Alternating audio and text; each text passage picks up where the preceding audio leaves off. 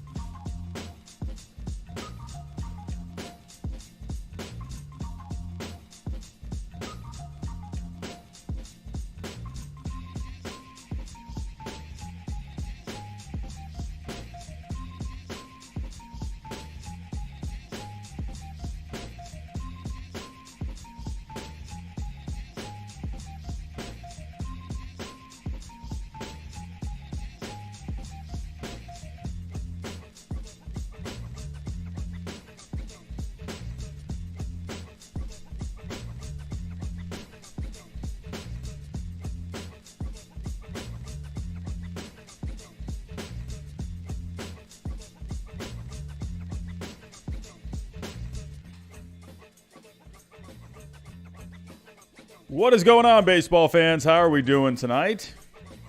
Sonny Gray possibly going to the Padres? Maybe his teammate Eugenio Suarez could be on the move. Michael Wacha signs with the Rays. And staying in the division, it looks like the Red Sox may have a lot left in the tank this offseason. Let's not waste any more time. Let's get to it.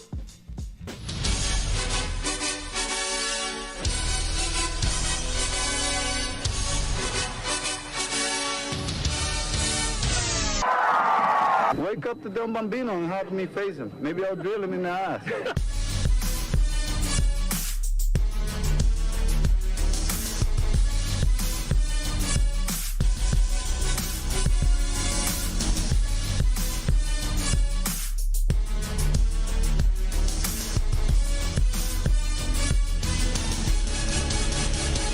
And what is going on, baseball fans? How you doing tonight? Alrighty, I'm seeing about 12 people in the chat. Not too big of a turnout yet. Or up to 15 now, okay. It's a Friday night. I understand people got stuff to do. We had a really good turnout last night, which was crazy because the microphone last night did not want to work. And it took 4 tries for that stream to work last night, and it ended up finally working on the 4th try. We got up to around, I think, 140 people last night in the chat. That was awesome. So hopefully we have a clean stream tonight. Hope everyone's doing good. It's Friday. I am officially on Christmas break. I am a teacher, so I have a 2-week vacation. And I gotta say, it's my favorite time of the year because I get 2 weeks off. So any of you going to school, I'm sure you're gonna be going on vacation soon if you're not already.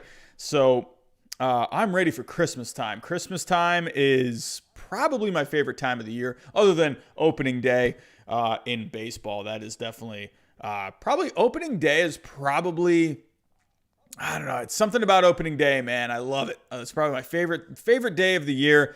That to me is like Christmas, man. But hey, I gotta love Christmas too. I gotta love getting a fresh pack of socks every single year. It's great. But everyone, we got some news to talk about tonight. We really went into a couple of things last night. We talked about Nolan Arenado. We talked about Trevor Bauer. And we also talked about some trade possibilities for Yu Darvish. He is on the trade block as well. But there is another pitcher out there that is on the trade block as well. And that is Sonny Gray. Let's just get right into it tonight. Sonny Gray getting some interest from the Padres, which to me is not surprising, but surprising at the same time. And let me explain. So the reason why it's not surprising is because the Padres, they're trying to compete. They're trying to really step forward in the National League. They are having some serious thoughts about maybe overtaking the Dodgers in that West Division in the National League. Is that going to happen? I don't know. The Dodgers are looking really good, but the Padres are making all the right moves. They made the move for Clevinger at the trade deadline. That was a huge move. Unfortunately, Clevinger went down with Tommy John, so he ended up not even really contributing to the Padres at all this year. So it's not surprising to see the Padres where they do need someone to replace Clevinger. But it is also a bit surprising at the same time because they unloaded a lot of prospects to get Clevinger. They made a lot of trades at the trade deadline, and they gave up a lot of prospects. So that's where it is also a little surprising to me because Sonny Gray, I mean, don't get me wrong, I like Sonny Gray a lot, except when he was on the Yankees. Not very good on the Yankees. My best friend, who is a Yankee fan, he will absolutely agree with me on that. But Sonny Gray is definitely one of the most talented pitchers in the game. And so it is not surprising at all to see him on the trade block right now, especially with what is even going on with the Reds. I have no idea what's going on with the Reds. They made all these moves last offseason, and now it seems like they regret making all those moves, and they're trying to backtrack. I don't know what they're doing. So it's not surprising to see Sonny Gray on the trade market, but it is a little surprising in some ways to see the Padres in on him, while it's not surprising at the same time. So either way, let's give credit where it's due. Let's go to the article where on MLB Trade Rumors where it talked about it. So the Padres are among the clubs with interest in Reds right-hander Sonny Gray. Fansided's Robert Murray reports, although there's no indication that the two sides have engaged in meaningful discussions to this point.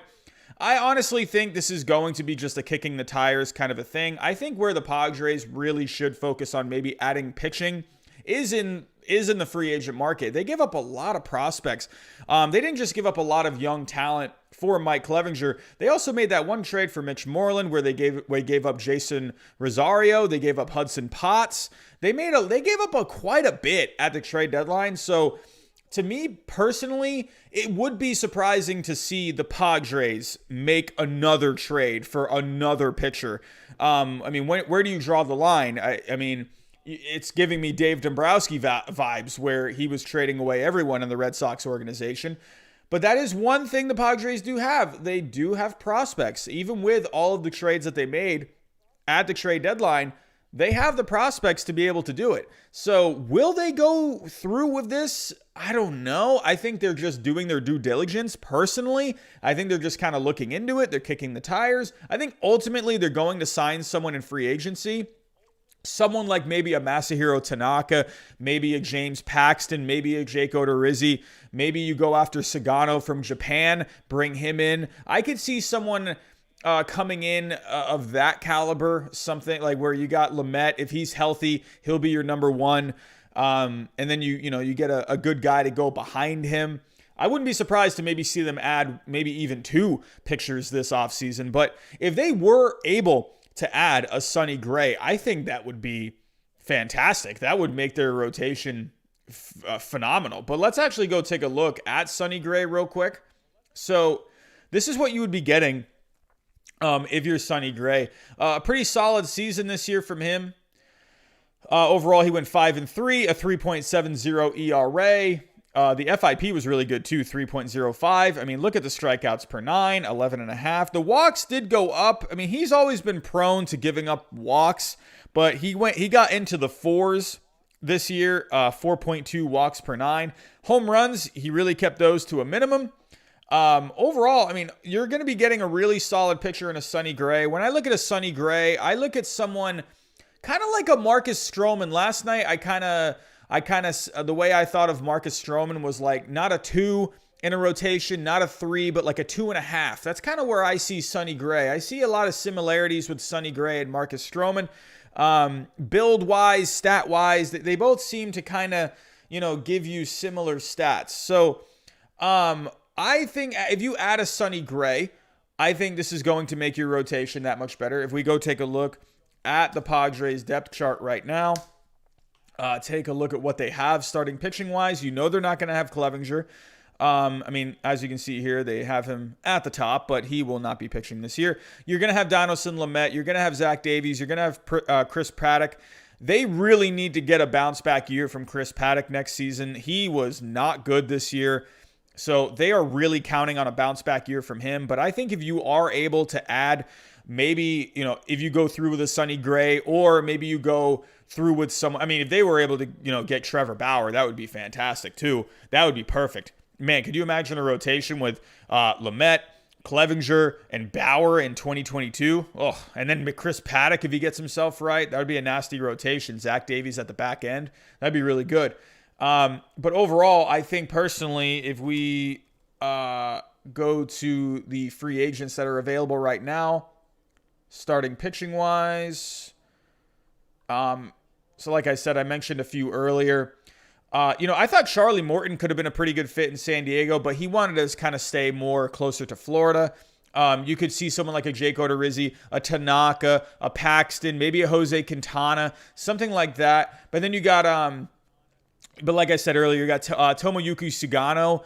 That is a possibility as well. He's 31 years old. He had a very good career in Japan. Similar to some of these other guys that have come over to Japan, like Masahiro Tanaka, one of the best of all time, but from Japan. But Tomoyuki Sagano has really put up some really good numbers. Not quite to the level of a Tanaka, and he is older than Tanaka from when Tanaka came over to the Yankees back in 2014, I believe. But very similar numbers to a Kenta Maeda, very similar numbers to a Hiroki Kuroda. I could see a Tomoyuki Sagano go to the Padres. I think that could be a pretty good move.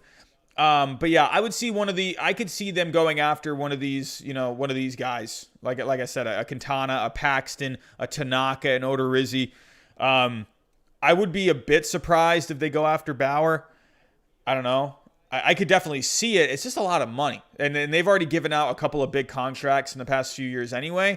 So, I don't know. But getting back to Sonny Gray here, I came up with, so just like last night, I came up with some trades for Yu Darvish last night. So today I came up with some trades for Sonny Gray. I think, like I said, we're talking about the Padres here, but I think a lot of other teams could really use a Sonny Gray. If the Reds are really wanting to shed some payroll and they want to get rid of that Sonny Gray contract, which is not a bad contract by any means. Let me actually see. Can I pull up that contract here? So right now he's on a 4-year, $38 million deal, and he's got a team option for 2023. That's pretty good. That's a pretty nice contract. So, man, if you're the Reds, I don't know, do you really want to get rid of this? That's a really good contract, but either way, Sonny Gray, if he is really available, there are some options out there. So just like last night with Yu Darvish, I came up with 5 trades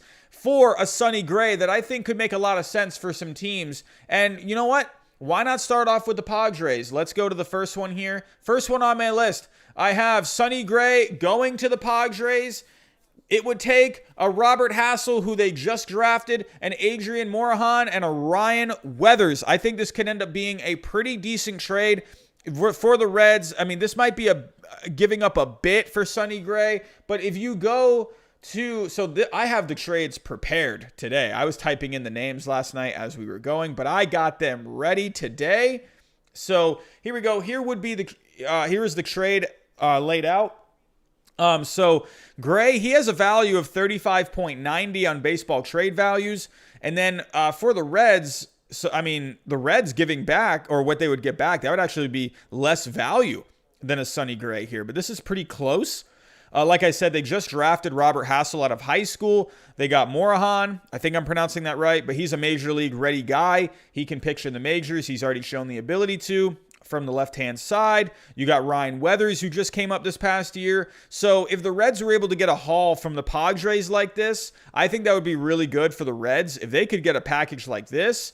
But for the Padres, you've already given up so many prospects as it is. I mean, it's, that would be really difficult for the Padres to part with all of that. That's why I don't think they're going to make a trade for a Sonny Gray. I don't think they're going to trade for a starting pitcher. I think they would rather spend some money because they've already given up a ton of prospects. Let's go revisit that Mike Clevinger trade. I know there were a couple of major league guys in there, but they did give up some prospects as well. And let me actually go, what was the other trade? The Mitch Moreland trade. So Mike Clevinger, the trade was they gave up Josh Naylor, Austin Hedges, Cal Quantrill. He was already in the major leagues, but they gave up Gabriel Arias, Joey Cantillo, and Owen Miller. I believe all 3 of those were in the top 10 of their prospects. So they gave up a pretty good chunk right there of their prospects. And then if we go take a look at the Mitch Moreland trade, hold on, here we go. I always like MLB trade rumors. They do such a good job at laying everything out. Hudson Potts, and they gave up Jason Rosario for a Mitch Moreland. They gave up 5 prospects in their top 20. Do they really want to be giving up more prospects? I don't know. I don't see why they would really want to do that. If we go right now, let's take a look. Let's break down the players in this possible trade where, oh no, I don't want the depth chart. I want the top prospects. Here we go.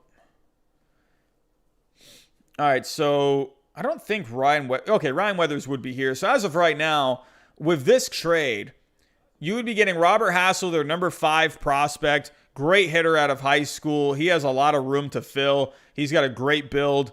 Already, he is set up to possibly be a really good major league player. You got Ryan Weathers from the left side. He's already pitched in the major leagues a little bit this past year. And then who is the other guy? The other guy was Morahan. And he's already major league ready as well. So you get a couple of major league ready guys, and then you get Robert Hassel. But again, I don't know if the Padres would do this. I think that's just a little too much. So tell me what you think down in the chat. Would you give this a thumbs up? Would you give this a thumbs down? I'll pull the trade back up. That way you can see it. So again, Sonny Gray going to the Padres for Robert Hassel, Adrian Morahan, Ryan Weathers. Give me a thumbs up in the chat if you think this is a good trade for both sides. That's the goal here. You want a good trade for both sides, or give me a thumbs down. I'm seeing Dobbs saying no, absolutely not. Alex, if you were the Reds, absolutely. If the Reds got this package for a Sonny Gray, I think you would be over the moon. Joe Schubert, exactly. Tremendous for the Reds. No way the Padres would do this. Now, if the Padres hadn't done the trade for Clevinger, you could maybe see something like this, but or the trade for Moreland too. They give up so many prospects, and I think that's the problem here. So, seeing thumbs downs all across the board. That's why I figured I would, since we were talking about the Padres anyway, I figured I would do that trade first, because I don't think the Padres are really a good fit. Sure, Sonny Gray fits on their team, but when it comes to pieces that need to be sent back, I just don't think they're going to match up. I don't think the Padres are going to be in that position to be able to give up prospects. I mean, sure, could they? Absolutely. The Padres built up that farm system from nothing, basically. So they could rebuild that farm system if they really wanted to. They have the people in position to be able to make that happen. But I think if you're the Padres, you got to stand pat on trades right now. Go to the free agent market. Go get yourself a Masahiro Tanaka. Go get yourself a Sagano from Japan. Maybe a Jake Odorizzi. I think that would be a better fit for the Padres personally. All right. So now let's move into some trades that I think definitely could happen. I think all 4 of these trades, you could rank these in any way. So coming up next, I have Sonny Gray going to the Angels for, I mentioned Jordan Adams last night for Yu Darvish. I have him here too for Jordan Adams, Reed Detmers, and Jeremiah Jackson. So again, Angels, I could see making a trade if they really needed to. I think they're in a better position to make a trade than the Padres, the Padres just gutted their farm system, whereas the Angels, I think they could be in a position to make a trade. I could see the Angels making a trade, but kind of like the Padres, I think they're in a position to maybe spend some money. So, but they definitely could make a trade. Absolutely. They already traded for Raisel Iglesias. So, I think with the Angels, you're going to see a bit of a mix this offseason. You're going to see a couple more maybe free agent signings, probably a Trevor Bauer. That's where I'm thinking. I think Trevor Bauer is going to go there. But if they were to swing and miss on a Trevor Bauer, maybe Sonny Gray, they could look at him. You would be giving up some pretty decent talent here. So let me actually come back. Let's go to the trade on trade values. Here we go. So as of right now, again, this is pretty close when it comes to the values, at least on this website. Gray, 35.90. The package going back to the Reds would be 35.30. So, again, Jordan Adams, Reed Detmers, who they just drafted out of Louisville, Jeremiah Jackson. If I go to the Angels, so this right here, Reed Detmers is their number 2. Well, I didn't realize he was actually that high. Wow, he's really number 2 in their system already. Crazy, and he's just, well, I mean, I guess he was the 9th pick, so I guess that makes sense. So, but then you'd be giving up the 2, the 3, and the 4. Yeah, you know what? Wow, I didn't think Reed Detmers was this high. I thought Detmers was maybe like, I don't know why. I didn't think he was this high. Anyway, whatever. But maybe some kind of a package like this, at least Baseball Trade Values kind of grades it out in that way. So again, this might be a bit of an oversell here, or not oversell, but I think the Angels may be giving up too much here. You'd be giving up 3 of their top 5 prospects for a Sonny Gray. Now, if it was for someone like a Zach Greinke, someone of that level. I don't think Sonny Gray is on that level. But if it was for like a more of a top tier guy, I could see this. But yeah, Jordan Adams, uber athletic outfielder. Definitely a leadoff hitter of the future. That could be great for Cincinnati. Reed Detmers, solid pitcher out of Louisville. Has a great curveball. Tons of strikeouts from him. And he doesn't even really throw like a ton of gas. He sits in the low 90s, but oh my goodness, he locates the ball so well. He has a great curveball. And then actually Jeremiah Jackson. So let's actually go take a look at him. I haven't looked at him too much. So middle infielder. Right now, he is at the rookie level. So as we take a look at here, the grades, not a great hit grade, but he's got power. He's got a bit of speed. He's got a good arm. He's decent in the field. So again, with him, while no one expected Jackson to be a home run leader like he was in 2019, it's not surprising that his power has shown up now. The Angels feel he might have the best batting practice sessions in the organization by anyone not named Joe Adell, and his exit velocity was 5 miles per hour over the rookie league average in 2019. The main question about him reaching his offensive potential is the swing and miss to his game. He did show signs of improvement concerning his swing as the season wore on, and that showed in his approach as the K rate did go down a bit. So, again, when it comes to the field, an above-average runner who occasionally records plus run times. He's got lateral quickness and the range to play shortstop. But they're saying here his hands are a little loose and he's a bit inconsistent. So if he can tighten that up, Jeremiah Jackson could end up being a pretty good player in the major leagues one day. Still very far away. So that's the trade I have with the Angels. Again, that seems like a lot now. I thought Detmers was a little lower on this list, but I am wrong. So tell me what you think down in the chat. Do you think this is a good trade for both sides? Give me a thumbs up or give me a thumbs down. Tell me what you think. I'll pull the trade back up here. Okay, so again, Sonny Gray would be going to the Angels. Jordan Adams, Reed Detmers, Jeremiah Jackson back to the Reds. So yeah, okay, I think some of you are a little in the middle. I'm seeing some thumbs downs. For me personally, now that again, I came up with these trades yesterday. So well, actually, no, I didn't come up with these trades yesterday. I came up with them a couple of days ago. I don't know why. I thought Detmers was lower on this list. But, yeah, I would kind of give this maybe like a 5 out of 10, something like that for both sides. If you're the Reds, absolutely. If you can get a package like this, holy crap. Yeah, do this. But here we go. Moving on to the next trade. So, I'd say these top three are definitely possibilities. I would say the Angels and the Padres, I would say they're more on the outside looking in. I think those are two teams that would kick the tires. You also have to remember with a Sonny Gray too. There's one thing about Sonny Gray is he's kind of like Zach Greinke in a way, where when Sonny Gray went to New York, if we actually pull up the stats real quick, let me actually go back to Sonny Gray. He had a really tough time with the Yankees.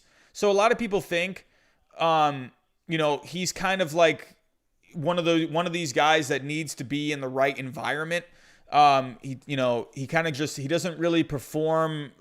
When it came to New York, he just didn't perform very well. I remember when the Yankees got Sonny Gray, everyone was really excited about it, and then ended up not producing as well as people thought he would. He had 2 years with the Yankees. Well, he came over at the trade deadline in 2017. Let me share the screen so I can show you the stats. So 2017 came over at the trade deadline. He had a 3.72 ERA, but the FIP was a full run higher at 4.87. The strikeouts, again, he was kind of at his average strikeouts per 9 at that point. That's kind of what he was doing all off. And the strikeouts have only really increased the last couple of years. But then that next year with the Yankees, 2018, he was just terrible. 4.90 ERA. The FIP was better, but he was giving up a lot of runs. He was giving up a lot of hits. 9.5 hits per 9. And his strikeouts were okay, but he was walking some guys. A lot of people just that year, a lot of Yankee fans are just really frustrated with Sonny Gray. So that's where I think Sonny Gray, he needs to be in the right environment. There were a lot of teams where I'm like, oh yeah, sure. Yeah, you could put a trade together on paper. But Sonny Gray is one of these guys where you can't just, go ahead and trade him to like the Red Sox. Obviously, the Red Sox are in a completely they're going in a different direction right now when it comes to adding younger guys and not spending as much. I think Sonny Gray's contract would be a pretty good fit with the Red Sox. But you see what I'm saying here. He wouldn't fit well with the Yankees. Dodgers probably wouldn't. I don't know. Maybe California's a little laid back. I don't know. But, he needs to go to a place where he's going to be a good fit, personality-wise and everything like that. So let's go to the next trade.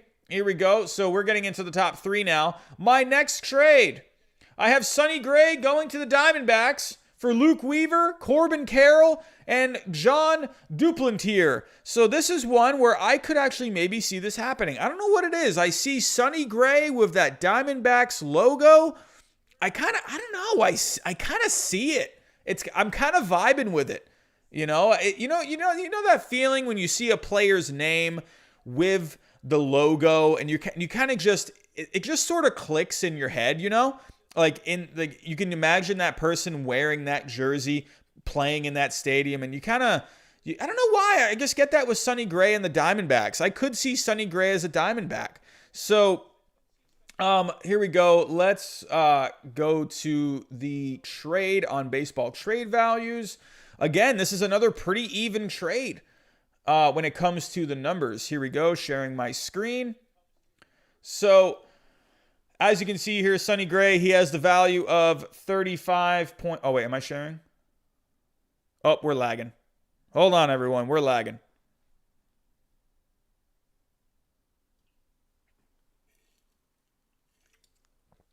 Okay, are we back on? Are we back on? Okay, I think we're good. Sorry, I was lagging on my end, everyone. I apologize. Okay, but here is the trade on paper.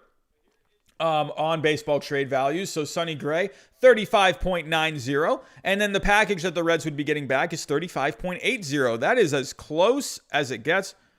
Oh, Joe, you never lost me. It lagged on my end. So I thought maybe everything was going to break again.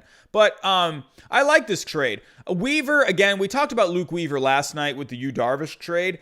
He has a lot of potential. He's only 26 years old.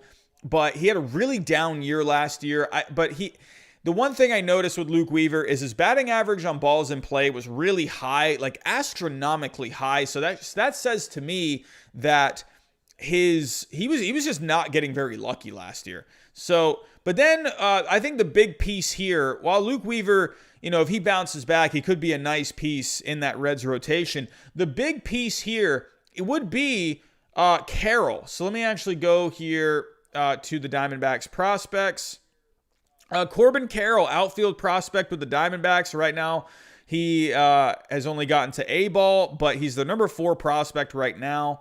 So if we go look at Corbin Carroll, so he was the 16th pick in the 2019 draft. So as we can see here, very fast, a 70 run tool. A little low on the power, 40 power, but he's got a good arm. He's really good in the field. He's got a great hit tool.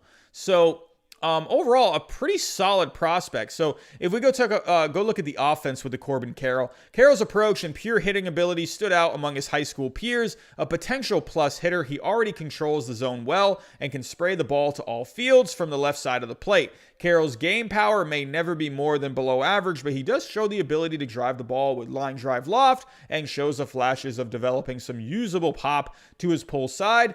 Plus speed.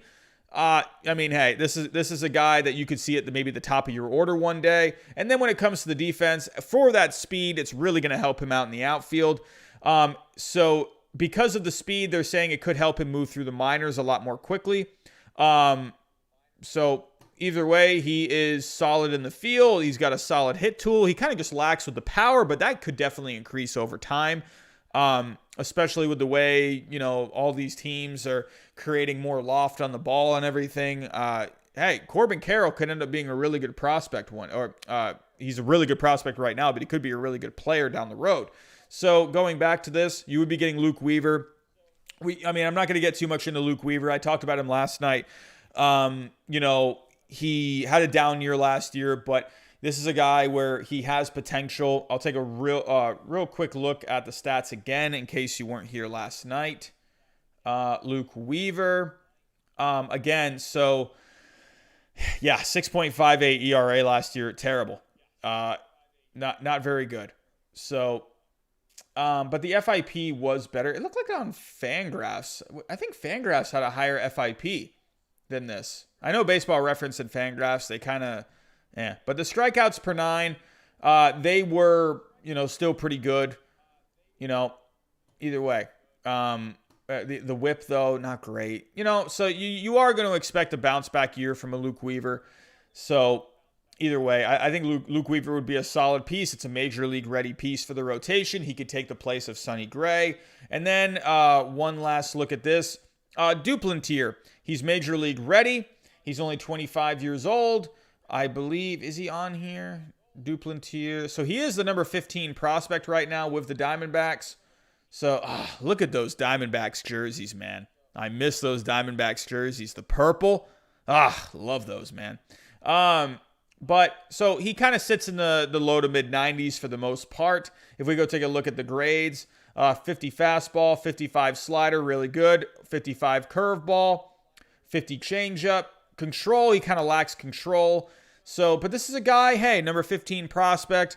Maybe he could turn into something. They're saying here he also struggled with his command, 4.4 walks per 9 in the big leagues, 6.5 walks per 9 in the minors.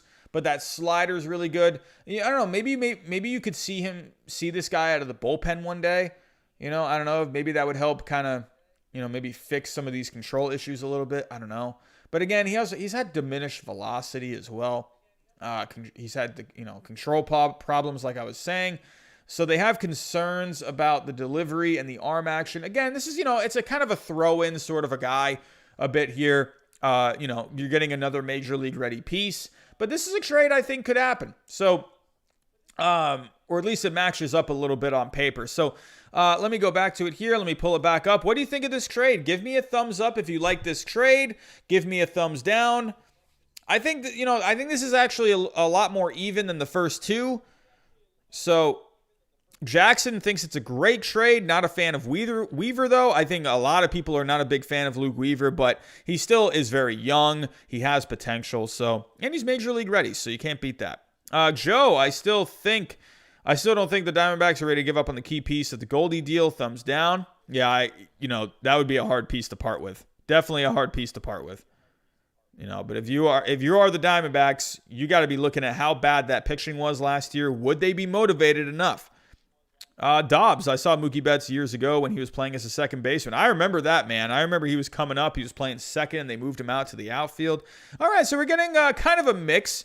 Zach Twins fan 88, no for the Diamondbacks. They need to rebuild. They can't compete with the Dodgers and the Padres. Yeah, that's a possibility too. I do like the Diamondbacks, though. I will say I like a lot of pieces on that Diamondbacks team. I think they could be competitive this year. I think they just kind of ran out of time this year. They were showing some glimpses this past year of being a good team, but they were just really inconsistent. Madison Bumgarner, Luke Weaver, both having down years last year. If you get a bounce back year from a Madison Bumgarner and a Luke Weaver, I think you could have a pretty good Diamondbacks team. So we'll have to wait and see how that goes. But here we go. Getting into number 2 on this list. What was this trade? Wow, I actually don't remember what this trade was. This is going to be a surprise for all of us. I don't remember which one I put at number 1 or put at number 2. All right, here we go. Number 2. Sonny Gray to the Twins, and getting, for the Reds, they would be getting Randy Dobnak and Jordan Balazovic. So you're getting a Major League ready starting pitcher. Just had his full rookie year. And Jordan Balazovic, pitching prospect for the Twins. So I think Sonny Gray would be a great fit with the Twins. I really could see Sonny Gray on the Twins. I think he would be a great fit. You got Kenta Maeda, you got Jose Barrios, you got a Sonny Gray. I kind of like it. I like it. I don't know. I'm okay. We're not seeing the same sort of reaction. JH Sports, thumbs down. Daniel with a thumbs down. Sam Ty is vomiting everywhere again. Back-to-back nights, I have made Sam Ty vomit everywhere. Oh, my goodness. Get him the Pepto-Bismol. But yeah, So, okay, I see what you're saying here. Alex Cards, Twins not getting a great package. Like I said, looking on baseball trade values, I'll pull up the trade here. Okay, here we go. So it matches up a bit. So the Twins would be getting more according to these numbers. I just like the idea of Sonny Gray on the Twins, but here we go. Let me share the screen. All right, so again, the Reds, their package that they would be getting 34.60 compared to Sonny Gray of 35.90. Maybe if you're the Reds, you can get another prospect out of this, maybe a couple more prospects out of this. I think the Twins, they are a potential trade partner for a Sonny Gray. I would not be surprised to see the Twins go after a guy like a Sonny Gray. The Twins have prospects. They have a pretty decent farm system. Like, holy cow. If you go look at the Twins farm system, let me actually pull up Trade Simulator. And we go take a look here at just what, like, all these values that these players on the Twins have. Really just deep. If you go take a look, I mean, just a lot of guys, like, you got a lot of guys, like, my goodness. There's a lot of good values in this Twins organization. And of course, as you get to the bottom of the page, you're starting to get into the ones here. But I've seen a lot of teams where they really drop off. Like, you'll have like some good values near the top, and then just they just fall off. Like, when it comes to these values, the Twins, they kind of hold steady. So taking a look, if you were the Twins making this trade, you would be giving up Randy Dobnak. He's a major league ready starting pitcher. And then you'd be giving up your number 4 prospect, Jordan Balazovic. So right-hander, drafted out of the 5th round back in 2016. But he has really progressed through that system. So he has a really good build, 6'5", 215 pounds. How the heck he fell all the way to the 5th round, I have no idea. He consistently is in the 95 to 97 mile an hour range. He's got sinking action. He's got a decent breaking ball. I mean, taking a look here, he's got a great fastball. It's consistently in the mid-90s. He's got a really good slider. He's got a pretty solid changeup. Good control. How this guy dropped to the 5th round? There must have been something going on with him, like maybe something injury-wise. But he's got a hard slider. The changeup has improved. It says here he has worked very hard on the changeup. He needs to create more separation from the fastball, though. That's very important in the major leagues. You got to have that separation between the fastball and the changeup. Despite his size and his relative inexperience entering pro ball, Balazovic has largely been a solid strike thrower throughout his pro career, something that should serve him well as he moves up the ladder. He's been treated somewhat cautiously from a workload perspective, but all signs are pointing to him reaching that big league starter ceiling the Twins envisioned when they signed him. So I think if you're the Twins, I know some of you are not fully agreeing with this trade so far, but I think if you are the Twins, this is a bit of a conversation starter. So, Randy Dobnak, a Jordan Balazovic, maybe throw in a couple of more prospects, and I think you could have something here. So I like this as a starting point because I do like Randy Dobnak. I think that would be really good for the Reds if they can get a major league ready starting pitcher in place of Sonny Gray. But then you'd be getting a really good prospect at the same time. So, alrighty. I think I've already seen, for the most part, I've seen some thumbs ups. I've seen some thumbs downs. I've seen some vomiting. So I got an idea of kind of where you guys are at. Dobbs is saying, I don't know. So Joe, not liking it. He's vomiting and proceeding to dab. Not sure what that means. I'm going to take that as a bad thing. But yeah, so here we go. Let's go to the last trade option that I came up with. Whoops, did not mean to click that one. So one more trade option. You are going to see something similar to last night. I mean, I really could see this team going after a starting pitcher, either on the free agent market or for a trade. I had them going after Yu Darvish. And I also have them possibly going after a Sonny Gray. Now, some of you might be thinking this might be too much for a Sonny Gray. You'd be giving up a really good pitching prospect here with Simeon Woods Richardson. You'd be giving up Rowdy Tellez. I like Rowdy, man. But man, if you really want, man, if the Blue Jays are desperate, if you're desperate, maybe you can part with a Rowdy Tellez. And then Miguel Geraldo, third base prospect. This would be an extremely good package for the Reds. This would be a steal if this were to happen. Let's actually take a look here. Let's break this down. Where are we at? Okay, sharing the screen. Alrighty. So here are the values on baseball trade values. Again, the Reds, this is a bit of an oversell. The Blue Jays would be giving up a lot here. I threw in Tellez. Honestly, I actually had this as just Woods, Richardson, and Geraldo. I threw in Tellez just to make it fun because the Reds, if they were to get an offensive piece like a Rowdy Tellez, I think that could be awesome.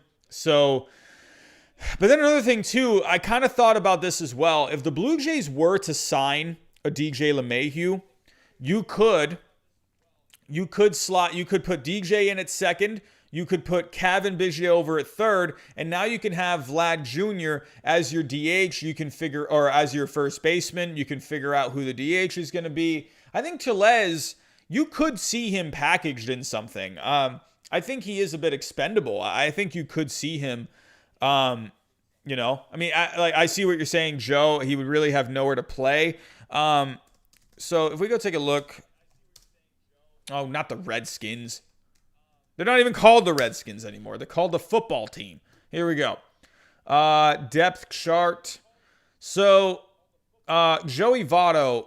Well, I was like, when does Joey Votto's contract? When is that up? About to say, maybe this could be your first baseman of the future. I think, is he actually signed for a little bit more? Oh, he signed for a few more years. Wow, really? Crazy. He's really, still got, no, I don't want to play that. He still has a few more years. Wow. Interesting. I thought Joey Votto was man, goodness gracious. A few more years. He's got 4 more years. Holy cow, man. Is that really 4? Yeah, it's 4 more years. Wow. Crazy. If you go take a look at Joey Votto. I'm actually interested now in Joey Votto. Wow, I thought he was so much older. I don't know why I'm thinking that. He's 37. So he's got a team option for 24. Yeah, I guess Velez wouldn't really fit as of right now. Yeah, he wouldn't really fit. I thought Votto was done a lot sooner than this. Wow. 2024? I thought it was maybe next year. Kind of like Pujols. Probably got 1 or 2 more years. Wow. All right, well, I kind of take back what I said about Velez then. I cancel that. I thought Votto was done a lot sooner than this. Jeez. 4 more years. 21, 22, 23. Wow. Goodness gracious. You got to think they're probably going to decline that option for 2024. Man, that's blowing my mind right now. It seems like Votto has just been around forever. I knew he probably had a couple more years, but 4? Jeez. All right, well, forget Tellez. But yeah, I think the Blue Jays, either way, the whole point of these trades are to they're to show some fits. And I think these could be some really good fits for a Sonny Gray. You could have a team like the Blue Jays. You could have a team like the Twins. I mean, you could have a team like the Diamondbacks. Maybe the Padres are serious about Sonny Gray. Maybe they really they're like, all right, just get rid of the farm. So maybe they do go after a Sonny Gray. I do think Sonny Gray, there are options out there for him, and I think there are conversation starters. So that is pretty much all I have on Sonny Gray. So maybe not as the trades tonight, maybe not as popular as the ones that I had last night with you, Darvish. I know a few of you really liked a couple of those trades. Yeah, but Sonny Gray, I think it's possible. You could see him on the move. So, alrighty. We're gonna touch on this one really quick. I'm not gonna spend too long on this because really this is not really much to this story. But let's stick with one of Sonny Gray's teammates, and that is Eugenio Suarez. I actually just added this to the show tonight. I actually was not going to be talking about this, but it just recently popped up. So there's not too much to this. Hold on, let me pull up the article here. Give credit where it's due. All right, so Nationals Reds have discussed Eugenio Suarez. I mean, as for the Nationals, I mean, absolutely. I mean, you could definitely see this happening. It just seems like it's more of a kicking the tires kind of a thing. I think the Nationals, they're looking around. I think they kind of talk to the Cubs about Chris Bryant. I mean, again, for Chris Bryant, you're not going to get too much for Chris Bryant. So there's probably not going to be a match there. But then in the Nationals too, they don't really have too much on that farm. So let's actually go to a Nationals Reds trade for Eugenio Suarez. I mean, for the Nationals, if you were able to get him, I mean, that'd be a decent replacement for when you lost Anthony Rendon. Had a bit of a down year this year, but he still had a lot of home runs. The on base was terrible, but the slugging was really good. 781 OPS despite a 312 on base and a 202 average. So with Eugenio Suarez, you're going to be getting a lot of power. This guy has just been hitting bombs. This dude was on pace for, how many games did he play? 57. So 162 divided by 57, 2.84 times 15. He was on pace for 42 home runs. So he hit 49 last year. So he was on pace for a 40 home run season. I think if you're the Nationals, that's not too bad. So Eugenio Suarez, let's actually try and figure out a trade. Or what is his contract right now? So he's on a 7-year, $66 million deal with an option, a team option for 2025. So let's put together a trade here. We could do for the Nationals. I'm trying to think. I mean, you got to give up maybe Keyboom, I would imagine. Let's take a look. Reds, where are you at? Okay, Reds, Suarez. Okay, so he's got a decent value, 23.4. So, all right. So now if you're the Nationals, what could you do here? So I think I read somewhere that Josh Rutledge was not in the conversation. Let me actually take a look at the top prospects for the Nationals. So Rutledge is number one. So I think the Nationals, they're saying he's off limits right now. We're not letting go of Jackson Rutledge. So he's going to be off limits. He's the number one prospect. You're not going to give up your number one prospect for Eugenio Suarez. Sorry, no disrespect to Eugenio Suarez. But Keyboom, the only problem here is if you look at Keyboom, I mean, you're far apart already. The Reds are already getting too much. So I think with the Nationals, why would you want to give up Keyboom? He was your top prospect coming into this season. Why would you want to give him up? Now, let's say you make this fun. You could make this fun since we're talking about Sonny Gray. I mean, could you imagine this? This is starting to get now. This is getting kind of fun now. Sonny Gray and a Eugenio Suarez going to the Nationals. This is possible. Do the Nationals need a Sonny Gray? No, but you got Max Scherzer, who's not getting any younger. You got Steven Strasburg coming back from an injury-plagued season. You got Patrick Corbin, who had a down year, had some injuries last year. Could you use a Sonny Gray? Sure.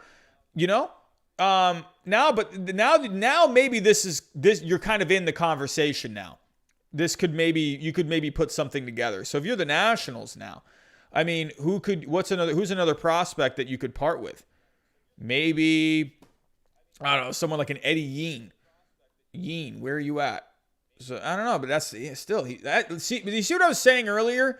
This is what I was saying earlier, that Twins farm system, it was pretty deep. But if you look here, look at the values for the Nationals.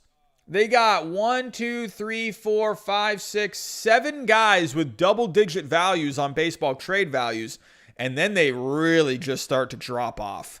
The Nationals don't have too much when it comes to prospects. I mean, they really drop off like really quick. I mean, we're already at the bottom of the page, and we're at 0.5 already. So that just shows the Nationals farm system. It's not very deep.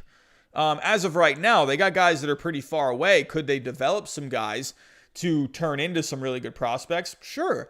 But, the Nationals, here's kind of where I'm thinking. If you do Sonny Gray not Sonny Gray, if you do Suarez, just Suarez for Keyboom, I don't think if you're the Nationals, why would you give up Keyboom for Suarez? I don't think that's going to happen.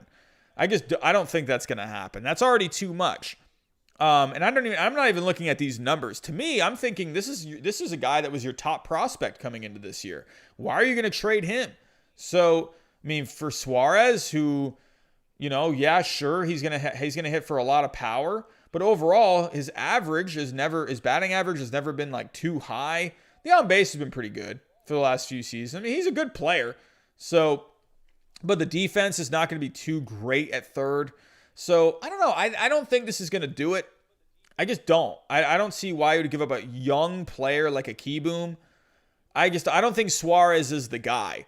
Now, if you're talking maybe like even then, Nolan Arenado wouldn't do it because, no, you're not going to, for Nolan Arenado, that contract is so big. And the Rockies are trying to get out of that contract. Keyboom, I don't think would even be part of the conversation for that. So, I don't know. I just don't think this is going to match up unless you maybe do something fun. If let's say you go back to a Gray and Suarez, both seem to be on the trade block. And if you're the Nationals, maybe, I don't know, maybe Robles, something like that. That's pretty close now. Well, Keyboom, I don't want to do Keyboom.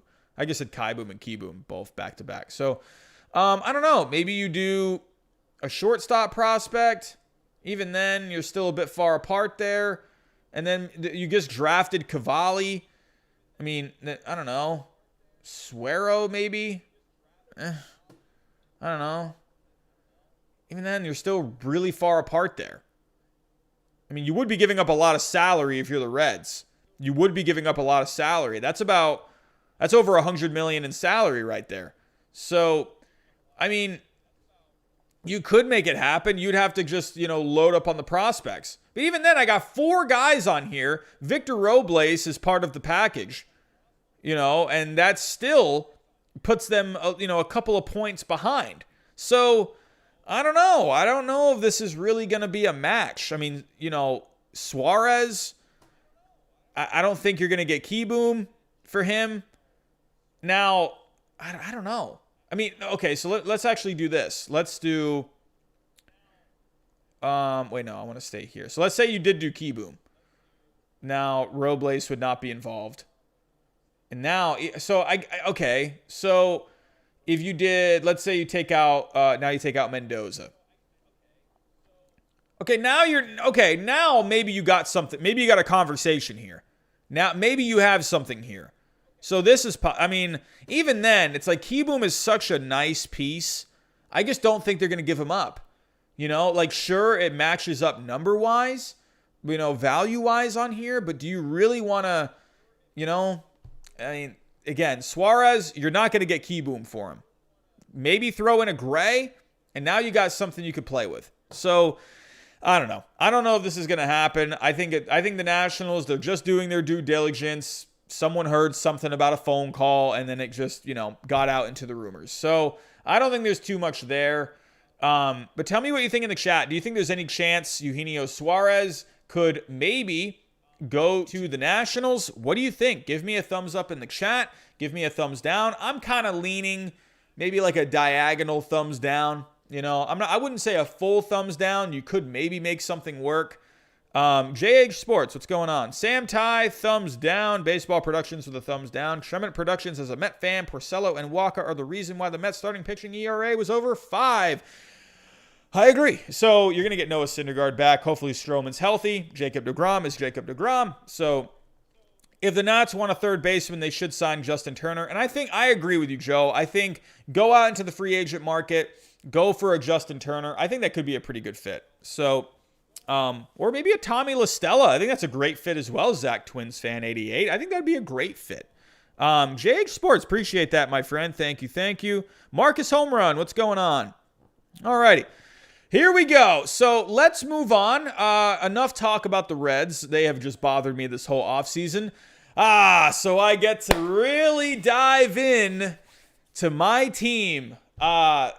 here we go. This is why I'm wearing my jersey tonight. The Red Sox. So, as you guys know, Hunter Renfroe, he signed with the Red Sox. I personally think Hunter Renfroe is more of a fourth outfielder. He's got great power from the right side. He can mash lefties. He does not hit righties very well. The Red Sox brought him in on a 1-year, $3 million deal. That does not dismiss the idea of possibly bringing back a Jackie Bradley Jr.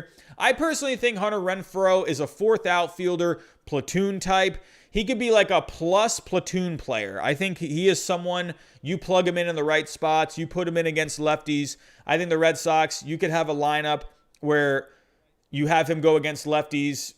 Yeah, that would be really good. I think what the Red Sox are trying to achieve, they're trying to achieve just more diversity. That lineup really just lacked depth last year. You felt it without Mookie Betts, but now you add like a Renfroe who really could be a game changer from the right side. Not against right-handed pitching, against left-handed pitching. It's very possible, too, that you could see Renfroe just strike out all over the place. He's got some pretty bad strikeout numbers. So he is someone where maybe you could see him get DFA'd. But either way, this is not about Hunter Renfroe. This is about the Red Sox in general. So moving on to the next story. Hunter Renfroe, just the beginning. So there was a tweet that I saw. It was from Red Sox Stats. If you are a Red Sox fan, a great Twitter to follow is Red Sox Stats. Speaking of Twitter, if you do have a Twitter and you use the Twitter sphere, go ahead, go find me on Twitter. And that would be, a great way to share any videos that I post, to share that I'm going live, anything like that. So if you do have a Twitter, go ahead, shoot me a follow on there. I'm trying to use Twitter a little bit more. So, definitely consider that as well. And before I actually move on, I actually never really did the cheap plugs that I like to do. If you are looking for more baseball content, looking for more baseball news, consider subscribing down below. And if you guys haven't already, if you can, hit the thumbs up for me. And as always, you can hit the thumbs down if you don't like my face. So, back to the story. Joel Sherman on MLB Network. Renfroe is just the beginning. Executives around the league keep saying, watch the Red Sox. Chance to be a top 5 offense, and they are in on pitching, in on Odorizzi, in on bullpen. The Red Sox have had a relatively quiet offseason so far. I mean, that's kind of just the offseason in general. Everything is moving very slow. Nothing is really moving at all. But for the fact that the Red Sox actually made a move of bringing in Hunter Renfroe, I thought that was great. I was like, wow, they actually made a move. I don't think it was this, transcending kind of a move like some people were treating it like. Some people were, oh my goodness, running to the hilltops and screaming World Series because we signed Hunter Renfroe. And I'm thinking, what the heck are you talking about? But I liked the move as just an overall good offseason move. He can come off the bench and whatnot. But either way, the Red Sox, there is some stuff out there that they are maybe quietly just working behind the scenes. And I don't think they're going to go after a big name guy like a Trevor Bauer or a George Springer. I do think George Springer would be a good fit. But financially, I don't know if that's what the Red Sox are trying to do. So the Red Sox, this is a team, and I'm really not trying to be like a certain giraffe neck Mark, where I'm really trying not to be biased here. But I really think the Red Sox are closer to competing than you might think. Sure, they got rid of Mookie Betts, but last year they were just a bad team. They didn't have Chris Sale. They didn't have Eduardo Rodriguez. They had some bright spots, but JD Martinez had a down year. There was just, Rafael Devers got off to a really slow start last year. They ended up trading away Mitch Moreland, who was having a pretty good year with the Red Sox. But the bullpen was up and down.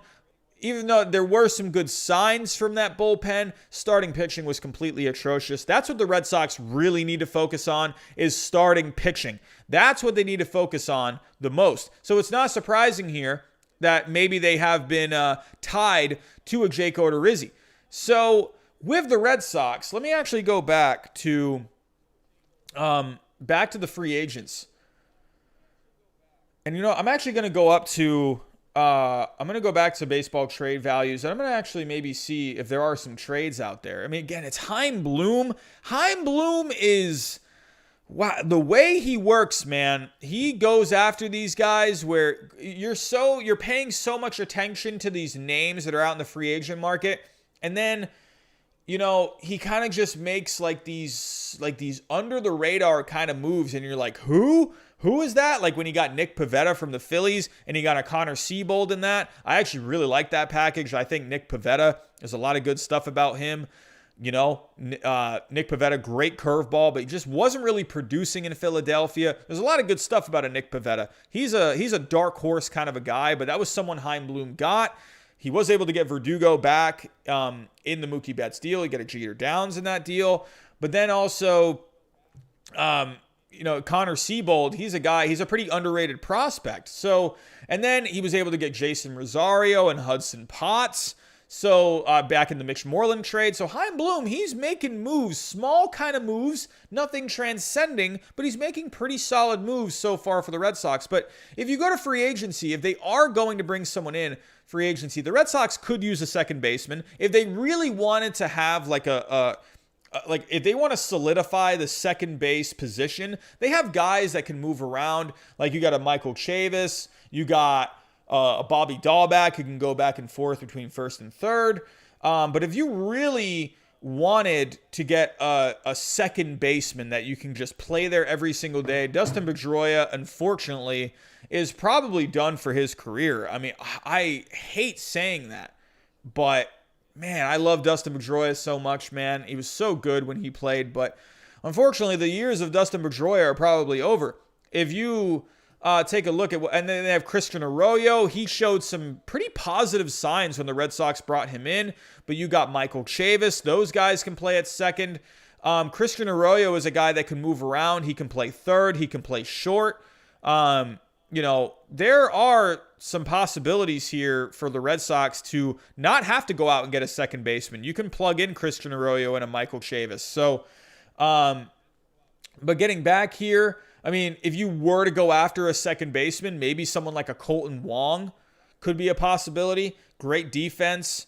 I would love to get a Colton Wong. I'm not sure how much money that would be. I would imagine he's probably going to be like anywhere from like $7 to $10 million per year. Maybe like a 3-year, $25 million contract and get that done. Someone like a Jonathan Schoop. I got to give credit. I'm going completely blank on the name right now. I'm so sorry. But someone sent me a really cool little spreadsheet last night. It was really good. It was a free agent spreadsheet, and he had everything laid out like position by position. It was really nice, really laid out. I'm sorry, I'm going so blank on who you were that sent me that. I think it was Baseball Pro Radar, I believe. I think that's the name. So if you are here, thank you so much for sending me that last night. That was really great. But he actually had Jonathan Schoop being a really good fit with the Red Sox, and I think that's a possibility as well. He's kind of like this under the radar kind of a guy where, he's a guy that I think Chaim Bloom would be okay with. So he played with the Tigers last year. This is a guy I could see coming to the Red Sox. Not great with the on base, 324 last year, but he did have a 799 OPS, a pretty good slugging, 475. He had 8 home runs, a 278 average. This is a guy where you could have him come in, possibly play some second. He's kind of jumped around a little bit in his career. He was with Baltimore for a while. He actually had a really good year in 2017. 32 home runs that year, 105 RBIs. But ever since then, he's had some power. He had 21 home runs in 2018, 23 in 2019. He was on pace, so he played 44 games. Maybe he was hurt a little bit this year. So 162 divided by 44. 3.68 times 8. So he was on pace actually for about 29, 30 home runs. So this is a guy where maybe you could see him maybe coming to Boston, playing some second base. So can he play other positions? I know Chaim Bloom tends to like that. He likes guys that can play other positions. So, okay, let me go to the fielding. But he can play some second. He can play some short. So, yeah, he's a middle infielder. So this is a guy maybe you could bring him in. Him, Colton Wong possibly for second. But overall, I don't think the Red Sox really need to pay attention to second base. I think they really need to focus on pitching. That is what they need to do. They need to bring in starting pitching. Yeah, I understand. You're going to get Chris Sale back at some point next year. You're going to get Eduardo Rodriguez back, but he just missed this whole year. Who knows you're going to get from Eduardo Rodriguez, at least starting off. Nathan Eovaldi showed some good signs last year as possibly being a 3 or a 4 in that rotation. I personally see Nathan Eovaldi as like a 3.5. I don't know. I guess he's just so unreliable health-wise for me to consider as a solid number 3. He has the stuff for it, but then there's times he gets inconsistent. So I'd say right now Nathan Eovaldi to me is like a number 4. If you were to bring in a starter, I think like a number 3 kind of a guy. So like they mentioned, like a Jake Odorizzi, that's possible as well. He could be a number 3 in that rotation.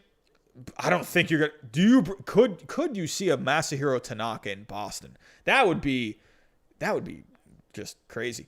I could see a Jose Quintana. MLB trade rumors predicted Jose Quintana to go to the Red Sox. That's possible. I don't know if they go with a Jose Quintana though, because sure, numbers wise he kind of works, but they have Chris Sale and Eduardo Rodriguez. Sure, you could add another lefty to there, but I'm trying to think actually, who do they have? So right now with Chris Sale, Eduardo Rodriguez, Chris Sale's not going to start the year. He'll probably be back maybe like July, August. So Eduardo Rodriguez, Nathan Eovaldi, Tanner Houck, Nick Pivetta. You could definitely bring in someone like a Jose Quintana.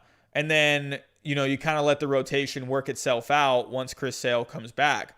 But then again, I don't know. Would you want to spend the money on that? It really is. It's up in the air. With Tanner Houck had a really good year last year. I don't want to say a year. He came up late. He put together a few really good starts. It's a matter of, is it going to translate to this year? Was this just like a mirage where he came up, he had a few starts? He was really good in those starts. 21 strikeouts. He did really good against the Braves. That really good lineup. He kind of has like this deceptive delivery where he kind of almost looks like Chris Sale. Kind of looks like Chris Sale from the right side. If I were to go, actually, let me pull up Tanner Houck. So that's like, to me, do you go into next season trusting a Tanner Houck to have a spot in the rotation? So actually, I want to go Baseball Savant. So Tanner Houck, man, he looked really good last year. Really good last year. Here we go. Popularity, though, going down 37%. People are not looking up Tanner Houck. The one thing about Tanner Houck that I didn't like very much, he was having the numbers but he didn't have a really good spin rate on that fastball. The fastball looked kind of heavy, and like, I don't know, some people might look at that as a good thing. I'm talking about more as like it just looked kind of flat almost. Like it didn't have much spin on it. The velocity would kind of sit in the low 90s, but he was just very deceptive, and he just used his slider really well. Really good slider. He used his slider a lot. Look how much he used his slider. 94 times compared to 98 times he threw a fastball. So the slider was really good. And his sinker was really good too. So the slider, look how red that is. He had 13.9 inches of break horizontally on that slider. The vertical movement on the sinker was really good. So Tanner Houck, he doesn't have like this brilliant fastball, but he really mixes and matches his pitches really well. Uses that slider, uses that sinker really well. And then if we take a look here at Tanner Houck, like I said, he kind of looks like Chris Sale from the right side in a way. Look at the way it always lags. Kind of look at him. Kind of just look. He sort of has like that dip. A little bit. Let me actually go full screen here. He has like this dip in his delivery, kind of like Chris Sale does, where he drops that back leg like a lot.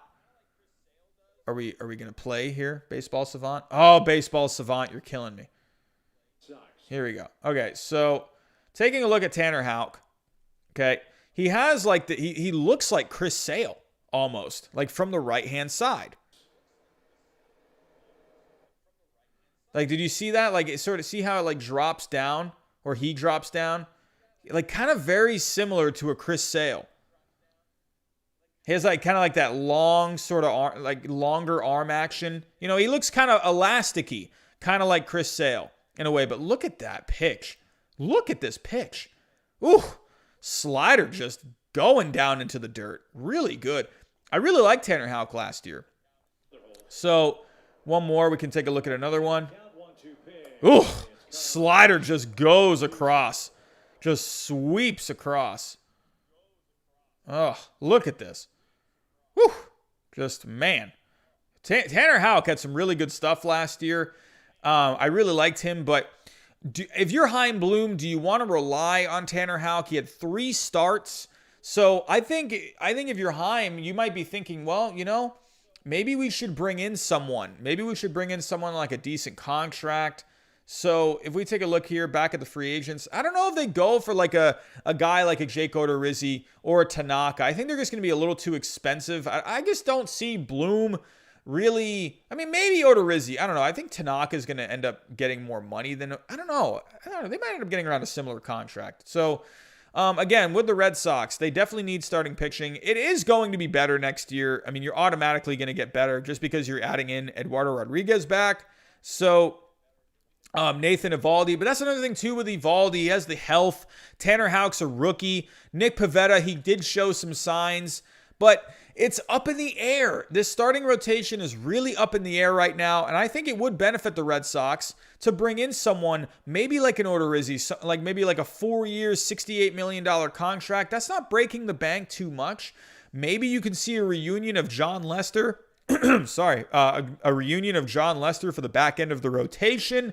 But then there's also someone like a Tomoyuki Sagano, where you could probably get him for cheaper than a guy like a Jake. Well, not probably. You will get him cheaper than a guy like an Odorizzi or a Masahiro Tanaka. You would get him cheaper. However, there is one name that I want you to keep an eye on, and that actually is. And I could honestly see Chaim Bloom doing this. Like everyone's, you know, the guy from Japan this year is Tomoyuki Sagano, right? That's the guy when you think of, oh, who's coming over from Japan this year? Tomoyuki Sagano. I could honestly see Chaim Bloom going after this guy instead. Kohei Arihara. Let me actually pull up. This guy is actually pretty good. I want to show some stuff here. This guy, I pulled up the highlights today of him. Wow. He looked really good. Where is the article? Arihara. Here we go. So, videos. Let me actually go. Hold on. It wasn't this video. Where was the video? Maybe it'll be like a recommended.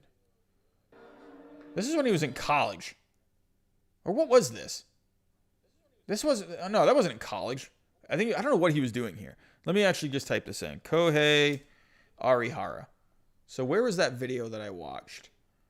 I think it was this one. This guy is actually like not bad. I could honestly see Chaim Bloom going after this guy. So he's got a pretty nice delivery. Nothing crazy. You know, he's pretty, you know, he's not all over the place. He's not like, you know, this wackadoodle delivery. He's got a pretty solid, what's the word that I'm looking for? Compact delivery. Nothing crazy. You know, just a nice, consistent delivery. But if we can take a look at him, you know, good movement there on that curve. But then he actually has a pretty good fastball. Like, look at this fastball. Look at this fastball real quick. Look at the 2-seam action on it. It actually runs in really well.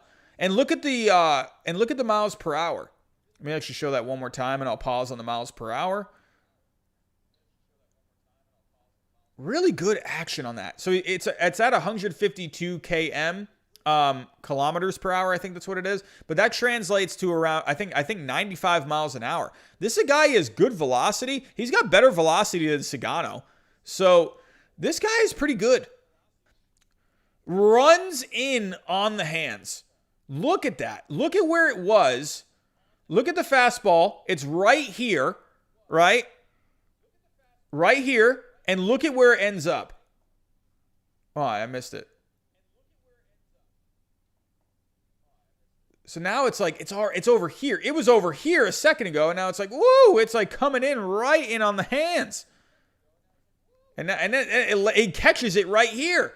It was here, and then he catches it right here. That's an insane two-seamer. Are you kidding? I'm going to look at that full.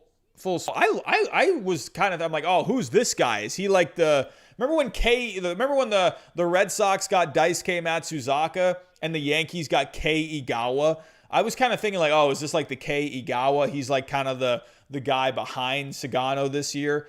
But if you look, Arihara is a few years younger than Sagano.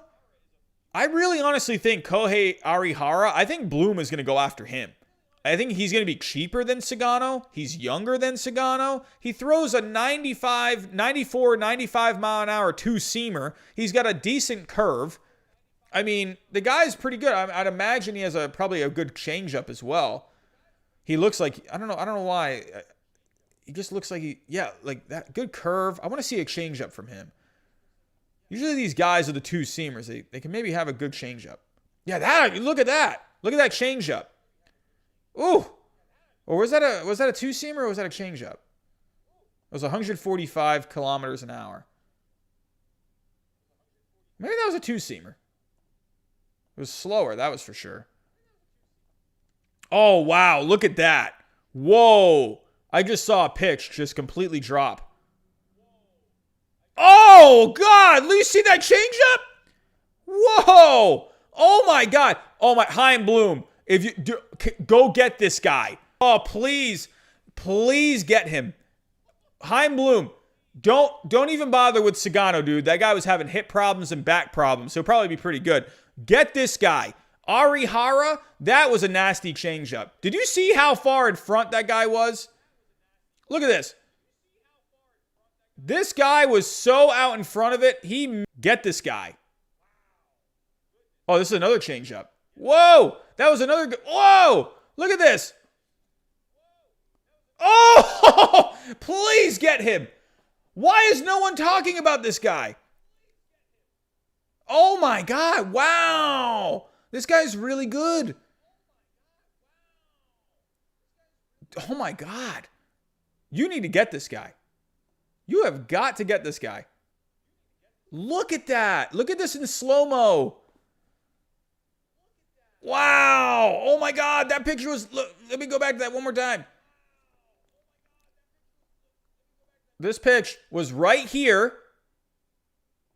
And then it was down here. Wow. That went from like here to here.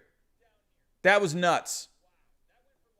What was the next picture? I'm going to watch one more. Look at that. Good fastball. You know, like nothing crazy. Okay, so 92 miles an hour. He throws pretty much the same as Sugano and harder, and he's younger. He's got a good changeup. Please get this guy.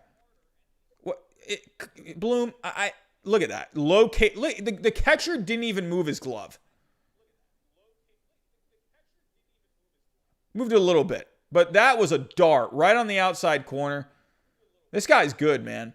I'm going to watch one more pitch because I can't get enough of this guy. This guy's really good. Yeah, good. Look at that. Whoa. Is that 99 miles an hour? No, it's not. No way. Is that really? 151. Did I say 151? 151 kilometers an hour. So, hold on. 151 km to miles per hour. Okay, yeah, that wasn't 99 miles an hour. So it's about 94 miles an hour, 93, 94. I was about to say, like, whoa. It had good action on it, though. That was the one. That's the thing. Like, where if you have life on that fastball, if you have life on the fastball, it looks faster. So he's got a good spin rate. At least it has to be decent. Look at this fastball one more time. Really, that looked a lot faster than a 93 mile an hour fastball. Look at the life on that. It had a little bit of tail to it. Whew. It came back. It came back on the inside. One more time. Yeah, wow. It was like here and it came back over here. 94 has good life.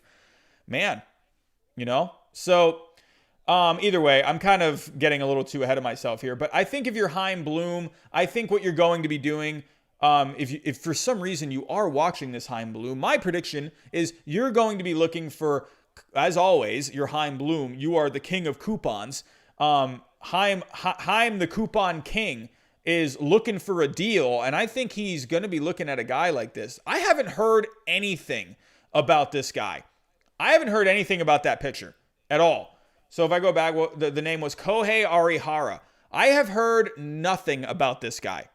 And I just watched some highlights of him, as you all saw. Kohei Arihara, this guy is good. I mean, that stuff looked pretty good. Will it translate to the major leagues? It looks like it to me. Good action on his two-seamer. Really good changeup. A decent curveball slider. I mean, this is a guy I think no one is talking about him. I haven't heard anything about him.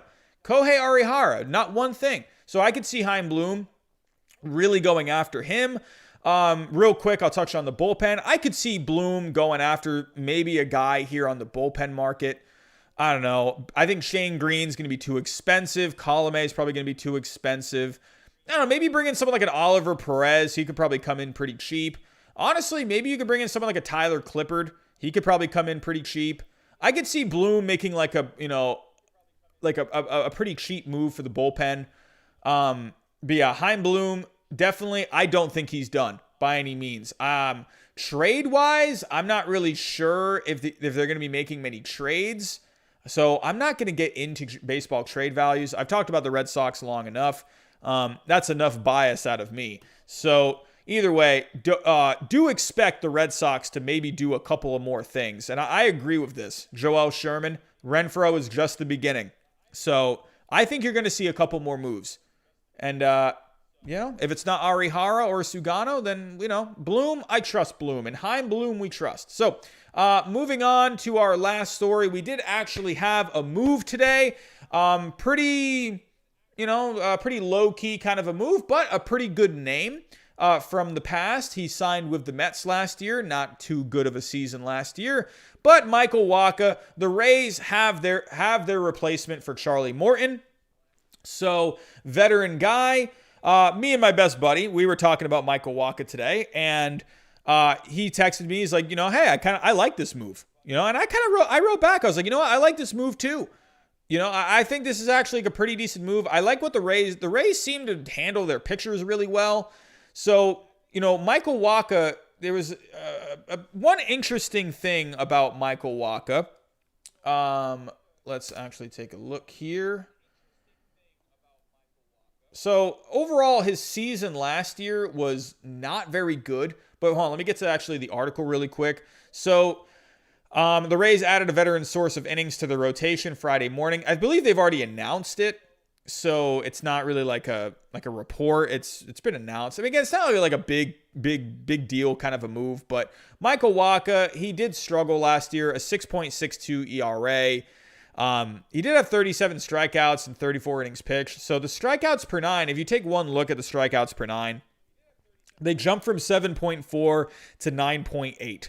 So that is one positive thing about a Michael Wacha. And the Rays, they like their strikeouts, man. They like those guys that can pump in the strikeouts. So one thing about Michael Wacha was that he was starting to incorporate more of a cutter last year. And I just don't think he didn't have a full season to really work on it. You'd like to see maybe what Michael Wacha could do in a full season. But again, he did add a cutter last year. He was throwing it a lot more often. He threw it over a quarter of the time, 27.1% of the time. So with Michael Wacha, again, I don't think it wasn't like a great pitch by any means, but he was really trying to incorporate it a lot more. Not too much movement, but a different look. The fastball, he's been losing velocity on it. I mean, fastball velocity, he ranks in the bottom half of the league. He still sits around, low 90s, but, he's getting into this point of his, career where he needs to start kind of mixing things up a little bit. And I think just teams have just been catching on to him in the last few years. And I think going to the Rays, an analytically driven team, team, I think this can end up being a really good fit. One other really good thing about Michael Wacha is the walk percentage. He doesn't walk a lot of guys. So he's striking out more guys and he's walking less guys. So let me actually let me go back to the walks per 9 here. If you take a look, this is really good right here. This is a good sign right here. See where my mouse is? Okay, the strikeouts increased from 7.4 to 9.8, but the walks decreased from 3.9 to 1.9. So that is a good sign, and I think that he is trending in the right direction. He has, those couple of little things that are working for him. If he can get that cutter going a little more, the Rays can work with him a little more with the analytically driven organization that they have. I think Michael Wacha could end up being a pretty good fit with Tampa Bay. He's going there really cheap. He is the replacement for a Charlie Morton, that veteran kind of guy. And he's only 29 years old. He's 29 years old. And we're talking about him. I'm talking about him like he's a veteran. He's only 29. So he's still got a lot left in the tank. So I think with the Rays, this could be a team that kind of helps turn around his career. So I like this move. I think it's a low risk kind of a move. It's a low risk, high reward kind of a move, in my opinion. So let me know in the chat. What do you think? Do you think it's a good move? Would you give that move a thumbs up? I'm going to give it a thumbs up. It's only $3 million for the Rays. That's basically like $100 million. But I like the move. I like Michael Wacha going to the Rays. So let me know in the chat what you think. Thumbs up, thumbs down. Let me know. Let me take a look at the chat here. We're about to get out of here for the night. I have been talking for a while, hour and a half. Wow. We talked a lot. I feel like I haven't stopped talking for, about an hour and a half. Crazy. JH Sports, not a big fan of the move. Alrighty. But hey, wow. Great turnout tonight, everyone. 78 people. Banana, of course, it's only 3 million. So, Alex S. here in the beginning. I appreciate you staying all the way through. Rocco Aviles, man, not really too much going on with the Yankees right now. I don't know what the Yankees are doing, man. Not too much with the Yankees. Maybe Blake Snell could go to the Padres, Taylor Ellis. I don't know. I just don't think the Padres are going to... I don't think they're going to make a trade. I think they've already traded away a lot of guys. I would be surprised if they made another trade. I think they're going to focus more on maybe bringing in someone on maybe not too much of too big of a contract. Drew Venny, what's going on? How you doing, man? What's going on? The White Sox, the last thing that I've heard about the White Sox, Banana, from what I've been reading, is Liam Hendricks. Maybe Liam Hendricks could be going to Chicago. That's possible. You've been seeing the White Sox pop up a little bit. When do you stream? Just saw this one and sub. Thank you for subscribing. I appreciate that. So yeah, it's funny you actually bring that up. I actually just posted a poll the other night. Let me actually go over that real quick. Here we go. I just posted a poll on my channel the other night, and let me share that with you. So it's, like I said, it's funny that you asked that because I just put up a poll, and it looks like we have found our time slot for every night during the week. 8 o'clock, it looks like that's what it's going to be. We had over 200 votes, 207 votes. So it's looking like 8 o'clock, Monday through Friday, maybe Monday through Thursday. I haven't really quite decided. So, but at least Monday through Thursday, I will be here 8 o'clock every single night. So you guys have spoken. 7 o'clock, it was pushing hard for that spot. 7 o'clock was actually really close to 8 o'clock at one point, vote-wise. And I believe they were separated by, I think, like 5% at one point. But then 8 o'clock, you guys spoke. It really took off from there. And then 8 o'clock has won by 20 points. So 8 o'clock Eastern Standard Time, that is looking like the time slot that we're going to start this up every single night. So, well, at least Monday through Thursday for now. But yeah, absolutely. I mean, I would like to do Monday through Friday, but, plans come up sometimes. I got to have some kind of a social life at some point. So, Fridays, I like to, do some stuff here and there sometimes. So, at least will be Monday through Thursday. And unless something does come up. So if something does come up where I know I'm not going to be able to stream that night, then I'll let you know ahead of time. But for now, bank on Monday through Thursday, possibly Friday, 8 o'clock p.m. Eastern Standard Time. So yeah, JX Sports. I basically I just put random times. I have been usually starting at 8:30 p.m. So I find this hilarious that it only got 2% of the votes because I've been starting a lot at 8:30. And then it ends up getting the least amount. So you guys did not like me starting at 8:30 at night. So you guys are definitely more in favor of 8 o'clock. So, but yeah, so I hope that answers your question. I think that answers it very clear if you ask me. So that's all I got for tonight, everyone. Thank you so much for coming in.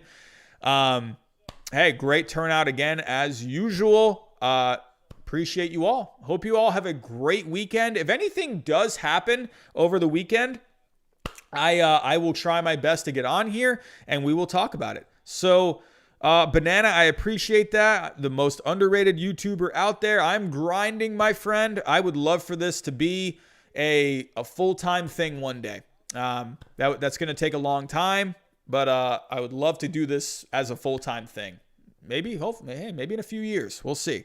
So, everyone, I appreciate you coming out. If you are here and you have not yet subscribed, think about subscribing down below. Really, I'm talking baseball here all the time. So even though there's no baseball going on, we got the off season. We got stuff all the time going on. So think about hitting that subscribe button. If you can, for me, hit that thumbs up for me.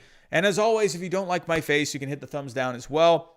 Follow me on Twitter if you're into the Twitter stuff. I'm trying to use Twitter more often now, so definitely shoot me a follow on Twitter over there as well. Everyone, thank you so much. Great conversation with you all tonight, and have a great weekend, and I will talk to you next time.